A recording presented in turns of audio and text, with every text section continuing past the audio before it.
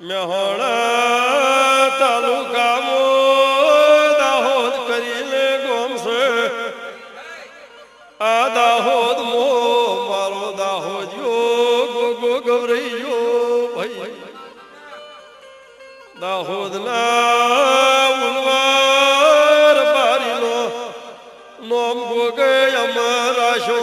ભાઈ